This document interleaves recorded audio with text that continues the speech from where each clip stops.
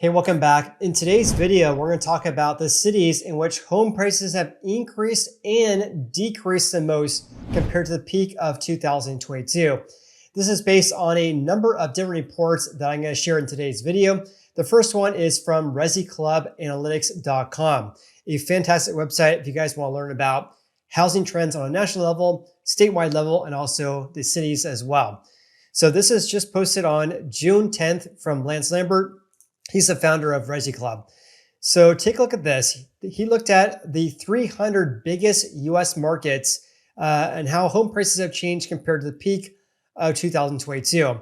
So leading the nation is actually in Trenton, New Jersey, up by 13.3%. Then we have Hartford, Connecticut. This is one of the areas in which prices have absolutely surged, which I'll share with you guys in a little bit, especially compared to the past 4 years. After that, we have Atlantic City, New Jersey, Rockford, Illinois, Savannah, Georgia, New Haven, Connecticut, Syracuse, New York, Vinland, New Jersey, Norwich, Connecticut, and Torrington, Connecticut as well. I found to be interesting here is that four of the top 10 markets are all located in Connecticut. Also, there's quite a few in New Jersey and also New York as well. Here's another way to look at this for the map as a whole, because of course I always talk about how real estate is local. The trends I tend to share in my videos are on a national level, but that can vary greatly depending on your neck of the woods, right? It could vary by the region, state, and also the neighborhood. So for the nation as a whole, you can just see here, just eyeballing this, for much of the Midwest and also the Northeast, big gains in prices compared to the peak of 2022. And by the way, areas shaded in dark blue are the biggest increases in prices, and areas in orange and red are the biggest decreases from about 2 years ago. So for much of the nation, the Midwest as well as the Northeast and some southern markets as well are experiencing big gains from about 2 years ago. In contrast, much of Texas and also Louisiana, as well as North Dakota, are experiencing decreases in prices. I can also zoom in here. Let's take a look at California, since I live here in Sacramento County. So Sac County is down by 5.7% from the peak of 2022, whereas Mendocino is down by 16%. Trinity is down by 17%.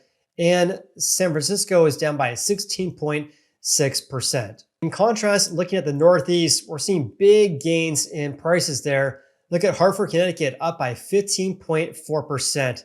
Absolutely insane. Much of these markets are over a gain of 5% compared to the peak of 2022. They also provided this as well, looking at the markets, how they compared. As you can see, Austin, Texas, New Orleans, Punta Gorda, Florida, all down by more than 7%. But Austin, Texas, down by 19% from 2022. San Francisco down by 8.2. Boise is down by 10.4. So the areas in red and orange also are down, whereas the blue dots are basically big increases. So for example, New York up by 5.4%. New Haven, Connecticut up by 11.4%. Knoxville, Tennessee up by 10.2%. Columbus, Ohio, and Milwaukee seeing gains over 5%. In contrast, Denver, Colorado is down by 5.6%. Phoenix is down by 7.2%. Also, Las Vegas is also down as well, declining by 4.5%. Every market's different though, right? Let's take a look at Texas. So again, Austin's down by nearly 19%, whereas Dallas down by 4%. Houston decreasing by 2% even, whereas Corpus Christi, Texas down by 2.2%. So that was a change from the peak of 2022. Let's look at year-over-year changes. This is, by the way, looking at Zillow's Home Value Index as of April, the most recent stats we have from them. And again, just like this map, or that map, I should say, much of the Texas, North Dakota, Louisiana down from 2022, whereas compared to 1 year ago, basically seeing the same thing. A lot of Texas down, North Dakota as well, and also Louisiana as well. However, much of the Midwest and the Northeast experiencing big gains year over year. Lance Lambert also provided this table looking at 800 of the biggest markets. I kind of focus on the top 100 because any market that has a relatively low level of sales can really have distorted numbers or mixed numbers a month because of a more expensive house sales for one particular month, and they see more affordable houses sell the next month, and there's a lack of sales altogether. The stats can change wildly on a month-to-month basis. Anyways, looking at the change in prices on a national level, month over month, this is April compared to March, up by 1.2%. And also year over year from April of 2023 compared to this April, up by 4.4%. And since the peak, up by 1.3%. Also, I love how they shared that. Since March of 2020, for the US as a whole, home prices have increased by 43%. And again, this is one of the main reasons why we have this lack of housing affordability nationwide. Prices increasing by 42.9%. But also back in March of 2020, I believe the average 30-year fixed rate was around 3%. So now at the time of filming this video in mid-June 2024, you're looking at a rate of about 7%. So rates have more than doubled and home prices have increased by 43%. So kind of this double whammy that home buyers are facing right now. At least we have more houses for sale, but overall home buyers are definitely facing some headwinds and have been facing headwinds for several years now. In any case, in Dallas, Houston, Phoenix, San Francisco, all down compared to the peak, whereas in Miami, Florida, up by 8.5% from 2022. Philadelphia, up by 7.1%. We're also seeing gains in San Diego, Detroit, Baltimore, Maryland, and also St. Louis, Missouri as well. Now, something that caught my attention is that even though in Phoenix, prices are down by 7.2% from 2 years ago, look at that, giant increase still of 50.4% compared to March of 2020. Also, San Francisco, even though we're experiencing gains down by 8.2%, it's still up by 22.4% from March of 2020. Also in Sacramento, California, prices increased by 3% so far this year, up by 4.5% compared to April of 2023. However, we're still down by about 5.9% from the peak, but still up by 32.2% from March of 2020. Let's take a look at Phoenix, Arizona. They're experiencing big gains of inventory there. And you can see here down 7.2% from the peak, up by 4.6% year over year, but a giant increase of 50.4% from about 4 years ago. Looking at Miami, Florida, the 8th biggest market, big increases in prices, up by 60% from March 2020. Since the peak, up by 8.5%.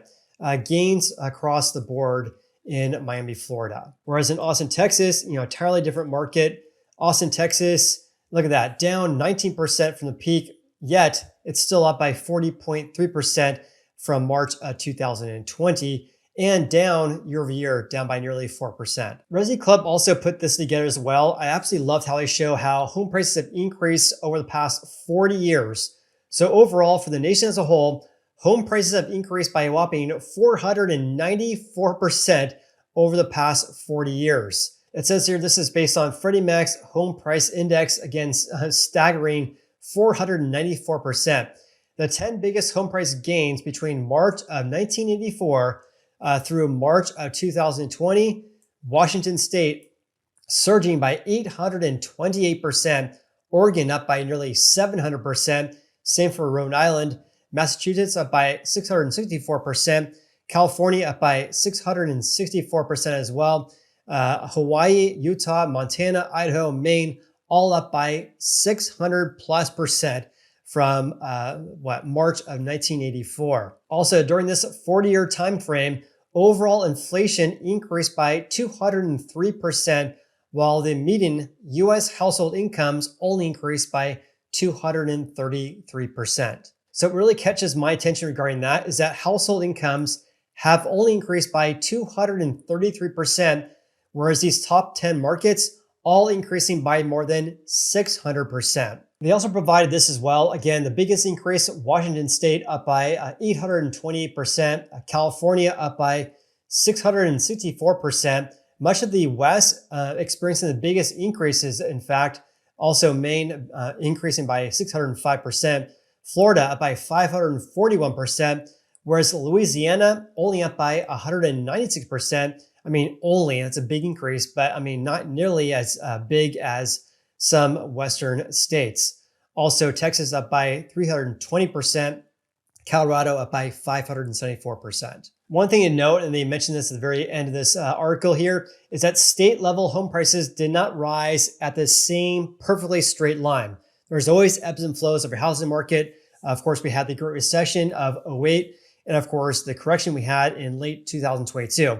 So we're not seeing, a straight line of home prices increasing every single month. It does move in a bumpy line. But in the long run, home prices, real estate tends to go up, generally, historically speaking. And also, just because home prices soar by 494% over the past 40 years, this does not mean that's going to increase at the same rate over the next 40 years from now. In other words, no guarantees, but if history does repeat itself, we'll see real estate increase over the long term. And that's why I always tell you guys, buy what's right for you, have long-term time horizons in which you do not plan to sell the house for at least 7 to 10 plus years. Otherwise, it's a risky bet, in my opinion, to buy a house and wanting to sell it, a few years after you buy it. It's anyone's guess what's going to happen with home prices in the near term, but historically speaking, real estate does go up. No guarantees, of course, though. Now, don't take my word for it. Here's another chart looking at home values over the past several years, going back to 20 years.